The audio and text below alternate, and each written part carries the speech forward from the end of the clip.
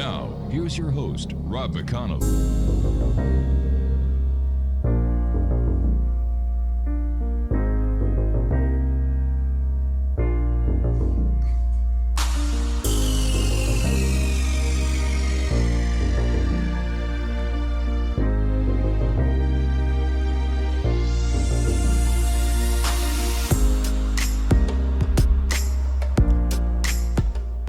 And welcome back. This is the X Zone. I am Rob McConnell, and we're coming to you from our broadcast center and studios in Hamilton, Ontario, Canada. If you'd like to send me an email, xzone@xzoneradiotv.com, on all social media sites, X-Zone Radio TV. And to find out about the programming we have available for you on the X Zone Broadcast Network 24/7, 365, visit www.xzbn.net. And for the programming we have on the X Zone TV channel on Simul TV, visit www.simultv.com. Our guest this hour is a young lady that's going to be talking to us who is a trained psychic and a spiritual medium. Now, Nancy, how do you pronounce your family name? Nobody ever gets it right. So it's technically Dutertre, but nobody gets that. So it's going to end up being Dutertre, Dutertre, or I also answer to two turtles if all else fails. All right, so if I call you Nancy Dutertre, am I right? Yes, that's actually quite good. Well, that's not too bad for a French guy. Yes, excellent. So your name means Nancy of the Head? No, that would be de la tête. This is Dutertre, which means from the small hill. Oh, the small hill. All right, so tell us a little bit about yourself. Where should I start? Well, what small hill did you come from? I didn't, but my husband did. My husband is French. Right. And actually, I've become French in the years, so I didn't come from a small hill. I've lived all over the United States. I've lived in England, France, and Germany. Wow. We moved a lot when I was a kid. And I became a businesswoman, then became an attorney practicing in New York for close to a decade. I practiced securities litigation. Right. And then I did this kind of strange detour in my life.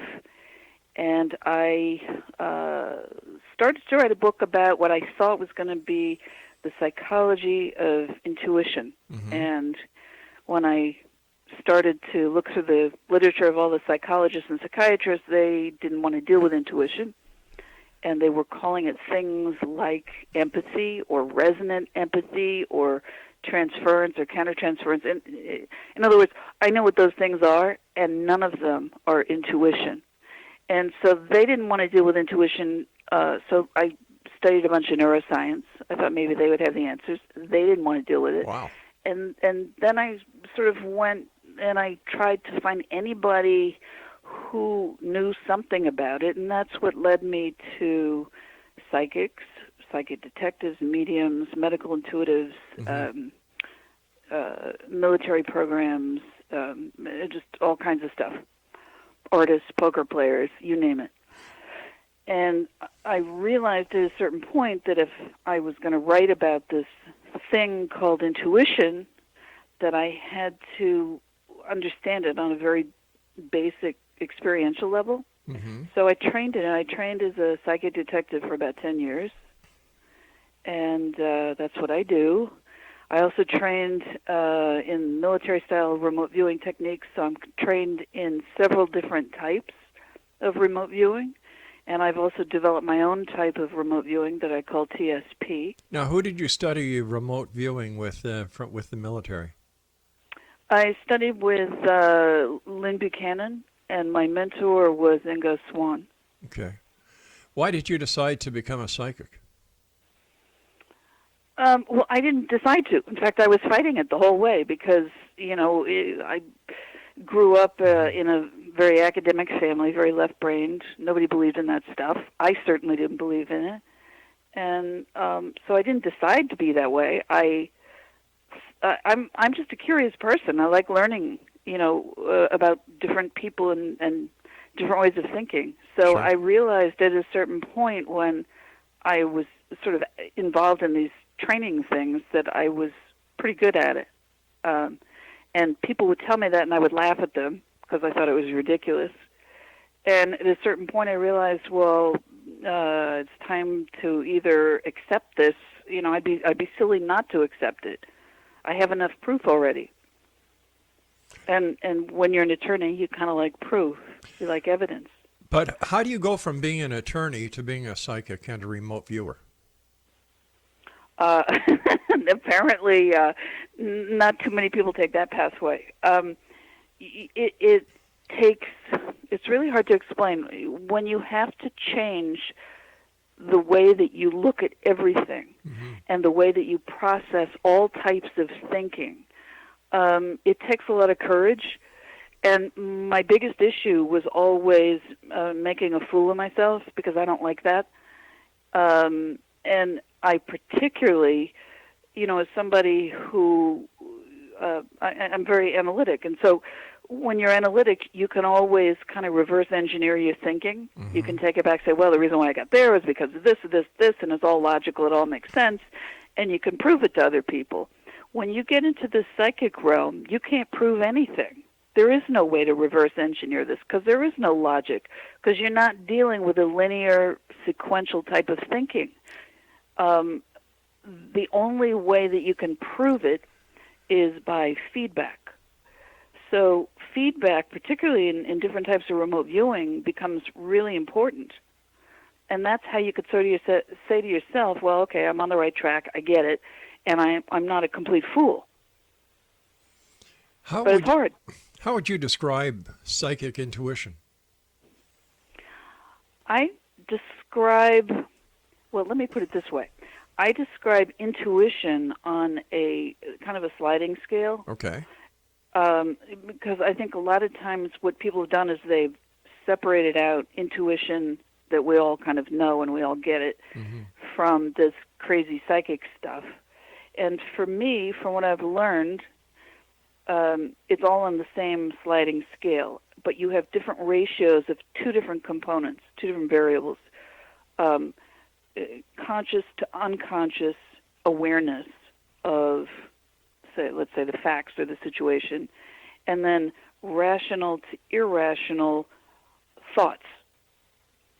So if you start on the really conservative side, you have educated guesses, which we all get, and pretty much even, you know, scientists and business people, and they all understand that. Educated guesses, you're just missing maybe a link or two in your in being absolutely 100% certain about something.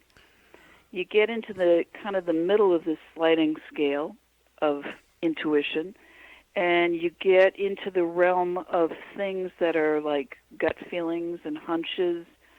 The emotions start to have a certain weight in your understanding about life. Right. And you're missing more data, and it's more unconscious. All right. And then finally you get out to the most liberal end, let's call it, which is the psychic realm. And in that realm, you're dealing with, sometimes it's completely irrational, and sometimes it's completely not within your conscious awareness. And that's tough. I mean, if you're a rational thinker, that is really hard to go there. So would it be fair to say you had to reinvent yourself? Totally. Absolutely. I've got about a minute and a half before I have to go to my first break. What was the biggest change in your life when you decided to, if you'll excuse the expression, come out of the closet with your with your desires to be part of the paranormal world and a psychic? What was the thing that changed the most? Yeah. I think I really started believing in myself. I think for as much as you can go around the world and think that you trust yourself, you don't trust yourself until you are completely flying blind. And what it enabled me to do was to become a better lawyer, a better human being. I'm better in psychology. I'm better in a whole lot of things because it put me on what I call this superhighway of information. Nancy, please stand by. You and I have to take our first break. Exo Nation, our guest this hour is Nancy Dutertre. And if you'd like to get more information about Sandy, visit her website, www.theskepticalpsychic.com. And Nancy and I will be back. Oh, there, I love that song. Thanks, Greg. Nancy and I will be back on the other side of this break as we continue here in the X Zone from our broadcast center and studio in Hamilton, Ontario, Canada. Don't forget, you can always get the current edition of the X Chronicles newspaper with our compliments that is read around the world at www.xchroniclesnewspaper.com. I'm Rob McConnell. Don't go away.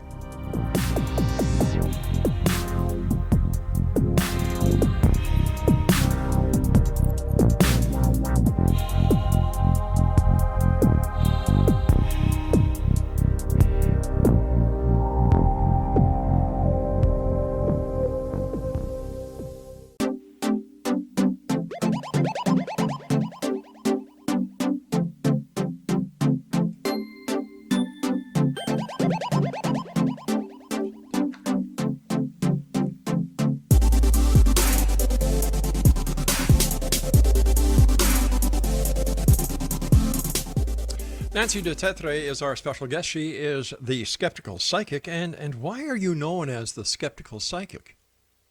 Well, it's not obvious yet. Nope. Skeptical because when you start out on the other side of the fence, you don't believe, you never had any experience with this kind of stuff, and you kind of don't want to go there because you don't really trust it or you're a little nervous about it. Right. Yeah, you're skeptical. But it's a good kind. It's not the what I call the religious skeptics. And by that I mean zealots. I mean people who their go-to primary position is, I don't believe, therefore it doesn't exist. Well, you know, that's their right to believe that way, isn't it?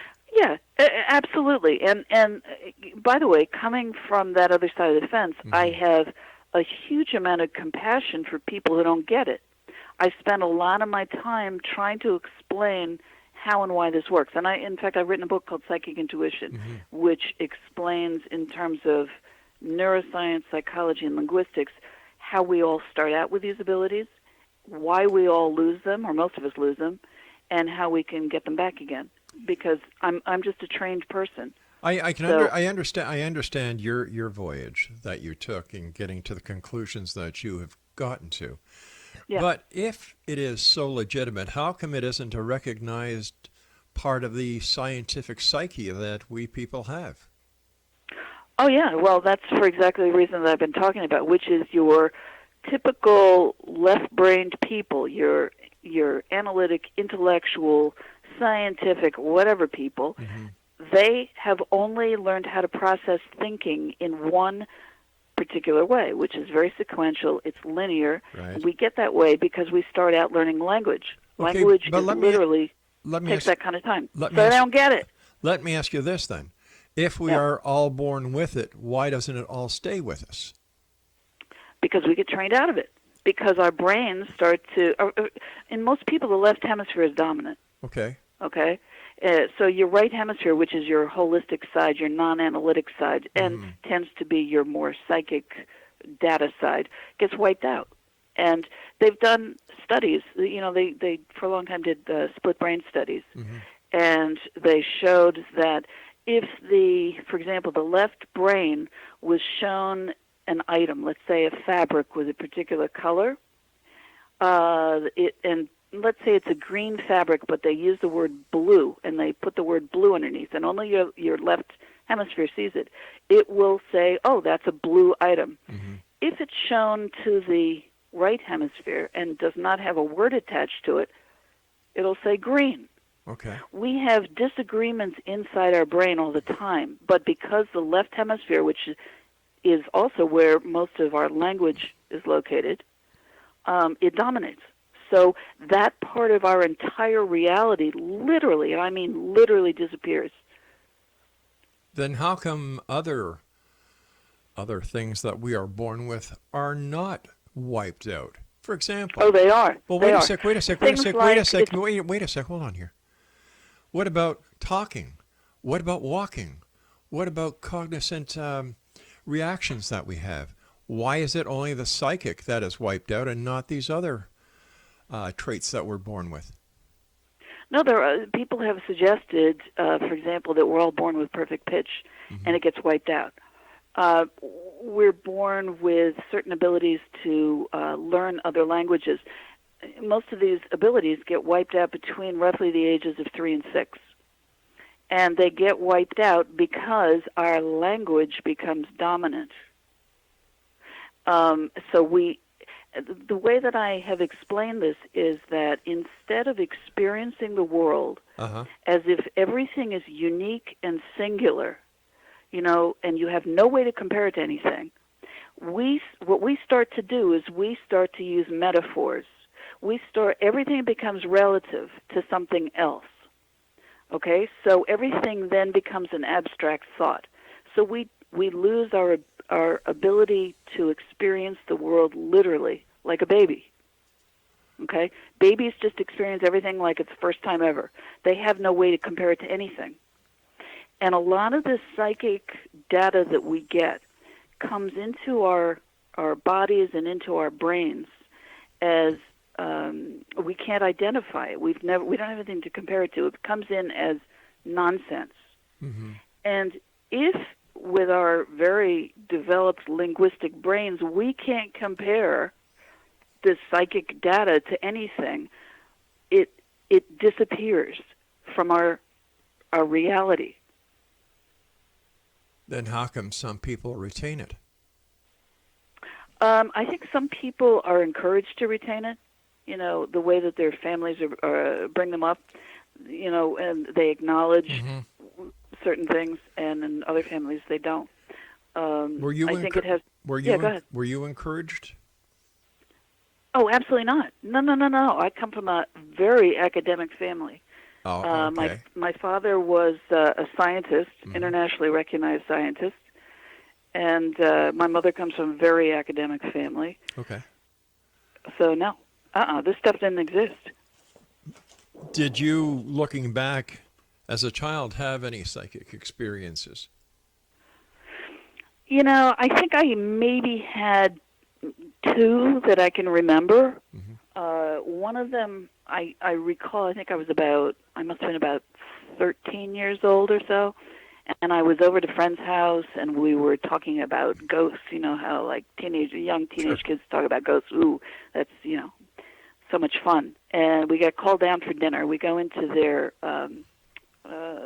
my friend, her name was Beth. They were all eating dinner, watching TV. And I wasn't allowed to watch TV at that time in my life, and so I really didn't know what was on or didn't know what to expect. But there was this woman who comes out on the TV. She I don't know. I think she was holding a platter or something, and I knew immediately what she was about to say. And I said what she was about to say, and then she said it. And because even at that age, I was kind of, I was an analytical type of kid, so was it the lady? I'm a little confused here. Was it the lady on TV that you knew what was going to say, or the lady in the house? The lady on TV. How do you explain that? Well, that's what I was trying to figure out when I was 13. But as a psychic now. So I said to my friend, I said, "Oh, in my head," because I asked myself, how could you know something that you can't know? So in my head, I had heard her father's voice saying what this woman was going to say. And so I said to my little friend Beth, I said, "Well, did your father say that?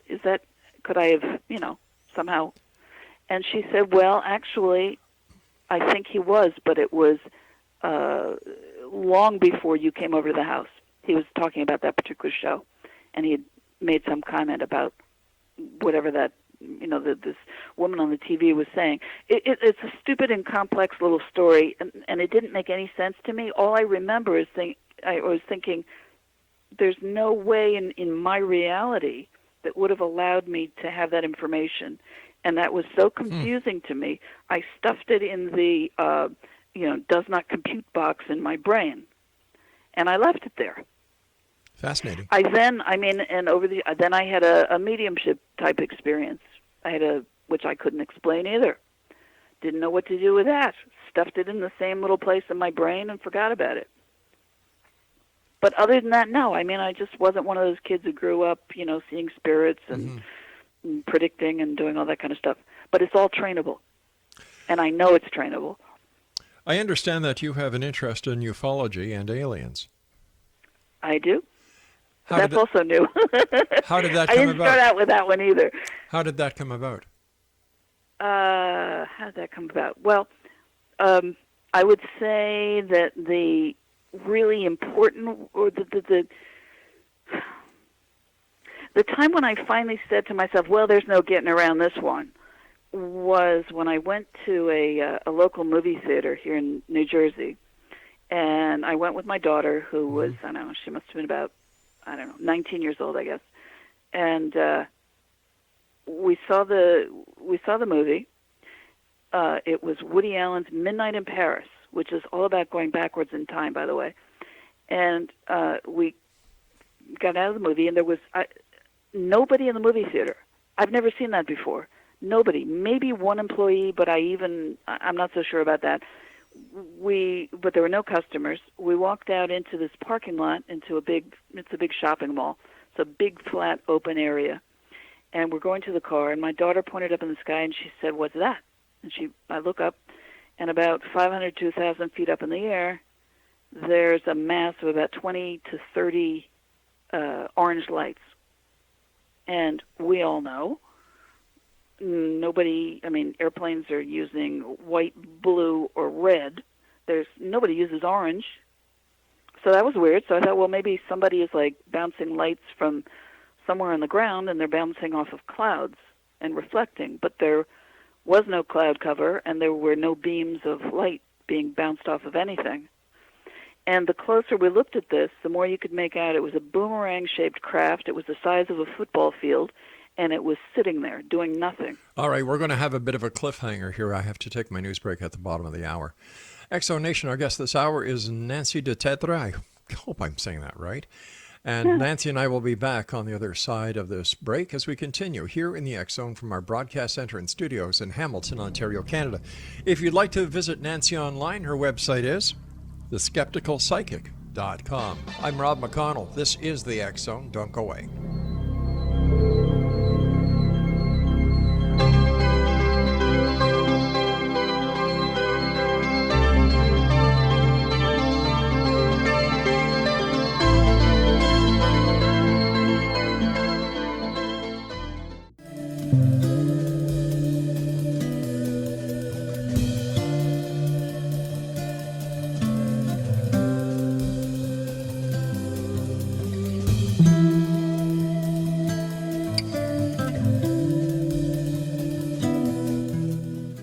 Welcome back, Exonation. Nancy Dutertre is our special guest, and she is a trained psychic and spiritual medium. She wasn't born that way, and if she was, she doesn't remember it. She believes we all have the capability of tuning into the supernatural once we unlearn our logical processes and learn to trust the profoundly irrational processes of our mind. She loves evidence of the supernatural or paranormal, but doesn't get stuck on the concept. Learning how to trust the information that comes in a non-verbal, disorganized, fragmented fashion is not easy. You have to trust your insight. Otherwise, this kind of data is quickly dismissed by the brain. But you must then try to verify your information. Now, this means that you must exist in a very uncomfortable mental place of being both a believer and a skeptic at the same time. This process will lead you to the truth. Nancy spent a lifetime attempting to master this strange balancing act. Her website is theskepticalpsychic.com. And before we went to the news break, Nancy, you were telling us about you and your daughter went to see a Woody Allen movie. It was very strange. There were very few people in the theater. You walk out into the parking lot, look up. Your daughter looks up, points at a very strange object in the sky, orange lights, later identified as a boomerang-shaped object. So take it from there. Yeah, and my daughter started to say, let's go, let's get out of here. Mm-hmm. And she really freaked out when she saw it. And I said, no, I have to figure out what this thing is. What does it do? What the heck is it? And eventually a very large, white, luminescent orb sort of telescoped open off of the wings of this boomerang-shaped football field-sized craft, and it detached. It started moving around in this sort of curlicue fashion, like it was looking for something. Mm-hmm. It went behind the craft, came back over the top, redocked, and then disappeared in sort of a blink. And at some point, the craft either cloaked or dematerialized in three phases, starting with the tips of the wings, or I guess you would call them the boomerang, and then the center, and the very center, and poof, it was gone. And then, so the important part is after that, we went back. We didn't discuss it. I said, how about, to my daughter, I said, how about we try and draw what we both saw before we tell each other? So we both, in color, drew what we saw. It was identical. And for the next year and a half, we began to receive extremely strange telephone call interruptions. And I believe they were aliens contacting us after that event. Why you? Oh, I have no idea, and frankly, I don't think it has too much to do with me at all. I think that some people, well, no, I'm going to clarify that. Some people do see these craft, and some people can be looking directly at them, and they don't see them at all. So yes, in that sense, okay, maybe, because I've trained myself now to see things that maybe my left brain wouldn't be able to identify. What happens if What happens if your right brain is wrong? Well, your left brain can be wrong too. I mean, we can be wrong all the time. I understand that, but I just asked you what happens if your right brain is wrong. Well, then what happens? I mean, all I know is that it was confirmed by my daughter. She was also a witness. Okay. We both drew the same thing, which would tend to confirm that we both saw the same thing and experienced it. And then we both got the same telephone interruptions. Didn't matter whether, what combination of landlines or cell phones or whatever we were using. And eventually, some of her friends heard it, and some of my friends and clients heard it. What kind of interceptions were they? What would happen is we'd be having a normal conversation. All of a sudden, there would be a very weird, deep, electronic, male-sounding voice that would start talking. And as soon as it started talking, we couldn't hear each other, but we could both hear it. And I don't know what language it was speaking. It sounded like it was coming through huge amounts of wave distortion. It would speak, and when it was done speaking, one time it did say my daughter's name, by the way. Wow. That was the only recognizable thing. It would stop, and then it would disconnect both of us simultaneously, and then neither one of us would be able to call back the other for usually 5 or 10 minutes. And as I said, that went on for a year and a half. Now, where was it you saw this UFO? In the Well, parking lot? the craziest thing. I mean, the New Jersey, United States. Okay. 5 minutes from my house. All right. Is it a major city? At what time was it? No, not at all. I mean, this is roughly, say, a half-hour drive outside of New York City. Okay. And what time of night was it? It was 11:45 p.m. Were there any other reports of UFOs made to the authorities or to the media that night? Well, my daughter, when we got back, she said, "Well, we have to call the police and report this." So she picked up the phone, and I said, "Celine, maybe put the phone down for a sec. Let's consider this one carefully." I said, "What exactly are you going to tell them?" And she thought about it. She didn't know what she was going to tell them. I said, "Well, how about this? How about you ask them, if you're insisting on calling them, ask them if anybody's reported seeing anything strange in the sky tonight," which she did, and of course nobody had, even though it's right on it's on a highway. So you would think somebody would have seen something. I then, for the first time in my life, started going through. I realized that there are reporting sites and organizations for UFOs, which I had no clue because I wasn't into this. And I did see that there had been some reports in a neighboring town that night, at roughly that period of time, where they had seen some kind of a craft, nothing like what we saw, though, coming in our direction. The area where the sighting was made by you and your daughter, was it in a high air traffic control area, a controlled area? No, not really. No. No. There you have Newark Airport.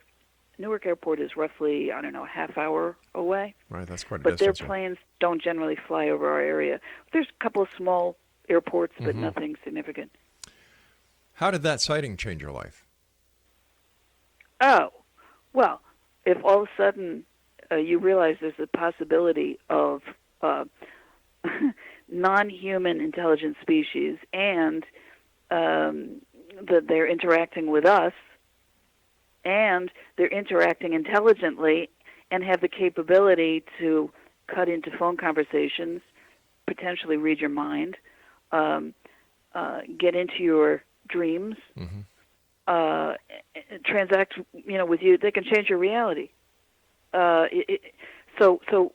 overnight, virtually, I mean, everything changes. It expands your entire concept of what is.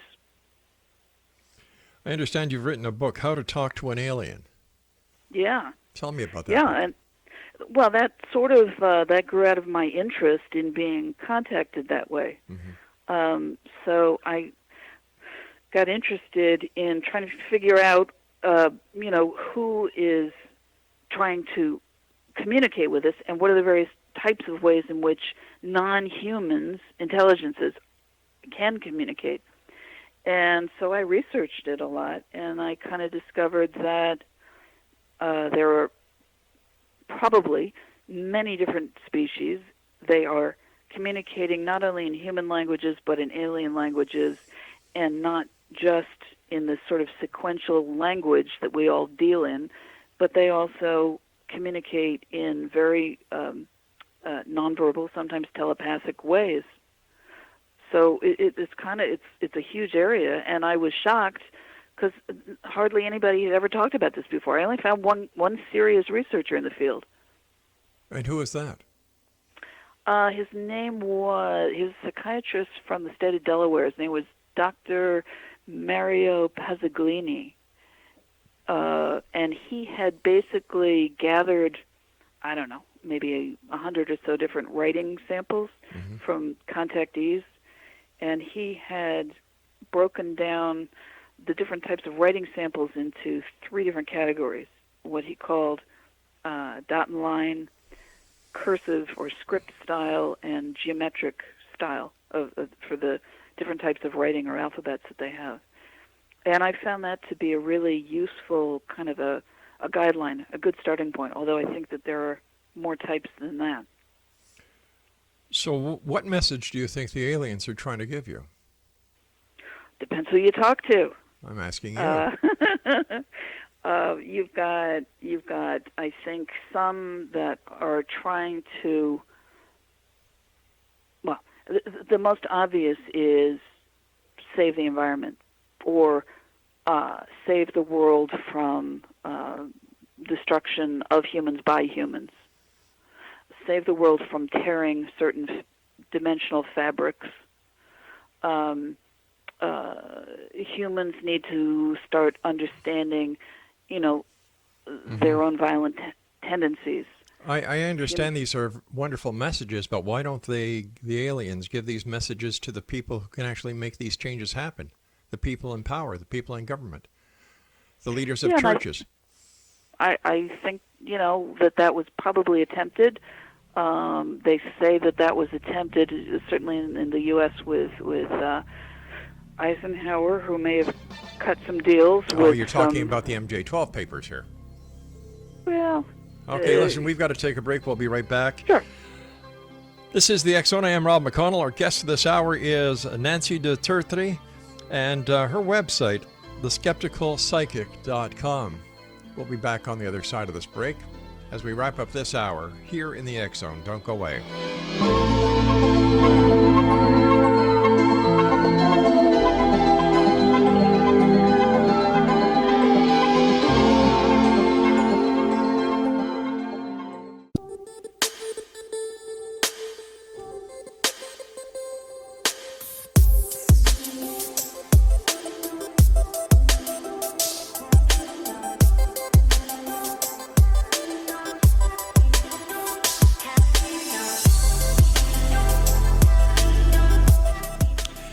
Nancy, are you finding commonalities across the board in the languages, the alien languages that you've studied?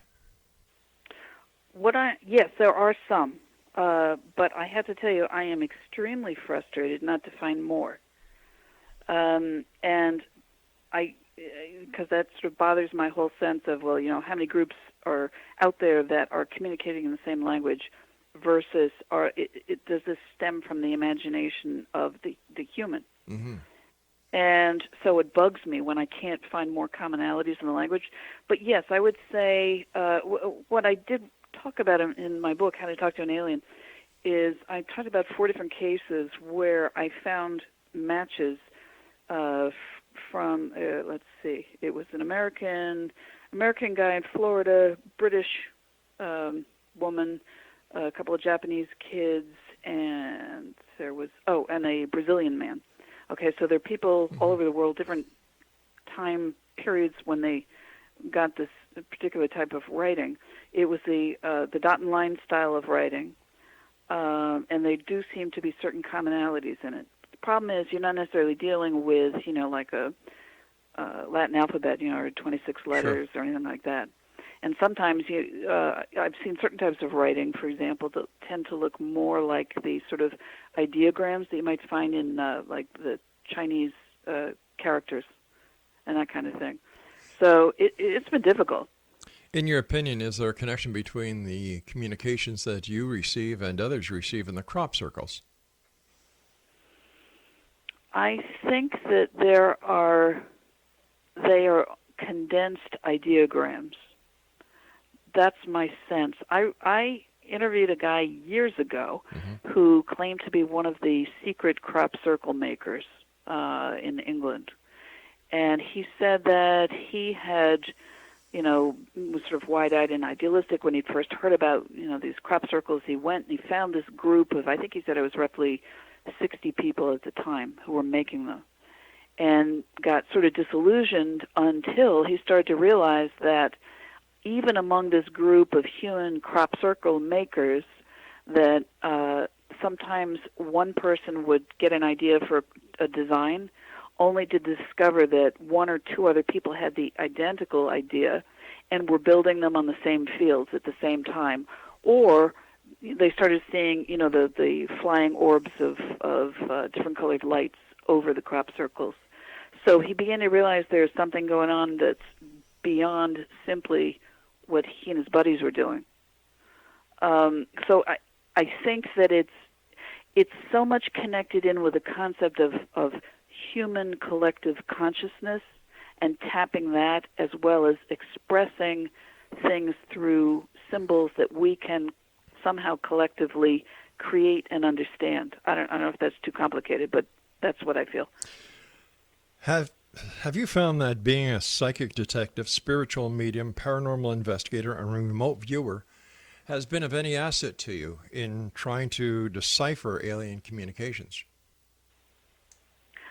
Yeah, and what I think is that they are all related, which I never understood. I thought when I first started this voyage, I thought that, okay, psychics, that to be psychic is one thing. And then I realized psychic is related to paranormal events and dealing with spirits and other types of non-human entities. And I had no idea that any of that was related to UFOs or to alien entities.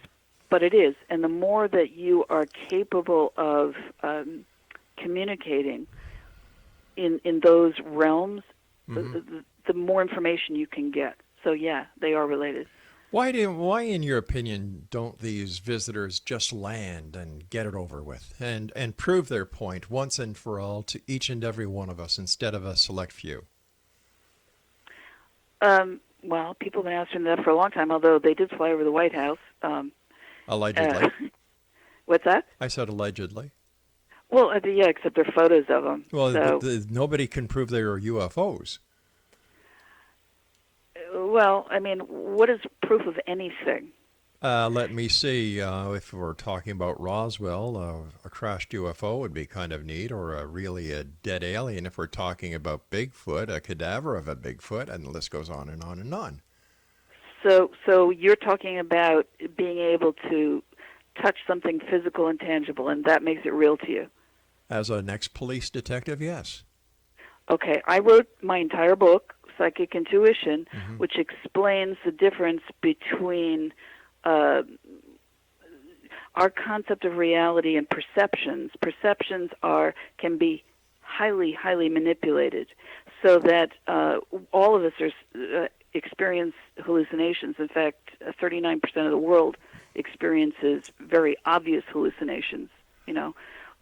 But in any one of the five senses, the basic senses, you can trick the brain into believing that something has happened when it absolutely has not happened. So how do we know these paranormal events aren't part of that 39% of the hallucination ratio? Well, I think what you try and do is you try to get cross-collaboration, either with somebody else or with two or more of your senses. I think that's the best way to do it. Once again, I have a hard time understanding the logic behind a lot of these sightings and a lot of these experiencers when there is,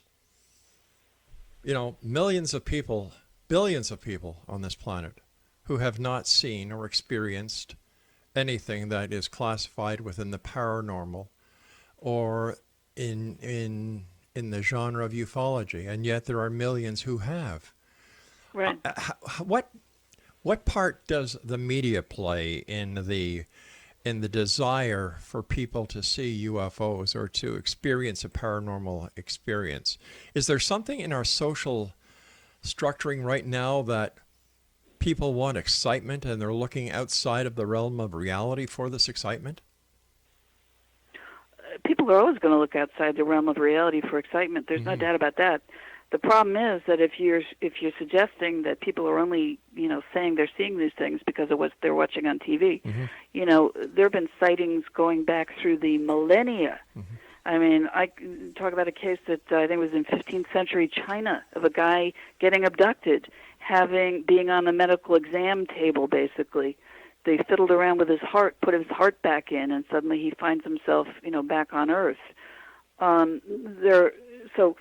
You don't need a TV in order to be influenced to have these thoughts. No, but as a lawyer, weren't you trained to deal in the facts? Yeah. So what is a fact? And I think I do a lot of psychic detective work. So usually I'm looking for dead bodies. And what I have discovered, because who would have thought that if you know Zippo about whoever the victim was, or the suspect, or anybody involved, or anything about it, who would think that you'd be able to get anything super specific like the name of a witness, like the color of shoes that were being worn by the victim, or the precise location on an island where it turns out it was the only place where the police or law enforcement ever decided to excavate. I mean, there are things that end up being so bizarrely precise that you say to yourself, well, I know that was impossible, but that's real. That is real. You just have to learn how to incorporate that into your concept of what is reality. It's a different way of connecting the dots. All right, I can understand that, and I'll give you the psychic detective part. But when it comes to extraterrestrials, aliens, I personally think that's a little too far on the edge to be even considered as part of rational thinking. Yeah. Well, listen, I probably would have agreed with you if I hadn't experienced that myself. In fact, I think I even wrote in my book, Psychic Intuition, I said, now that I've finally had I've been able to experience ghosts. Now I've been able to see them with my physical eyes, hear them with my physical ears, feel them with my skin, and smell them. How do you feel a ghost with your skin? Oh, because they can touch you in a whole variety of ways. The way that I've experienced them is, and it's all done through cross corroboration of your different senses. So it's sort of a part of a package. But the way that I've felt them is as almost like a coolness or a cool breeze on my skin. But I have many friends who've been physically touched by them. They can feel the outlines of their of a, I guess, an etheric body or whatever. They could feel warmth, temperature, texture, size, all kinds of things.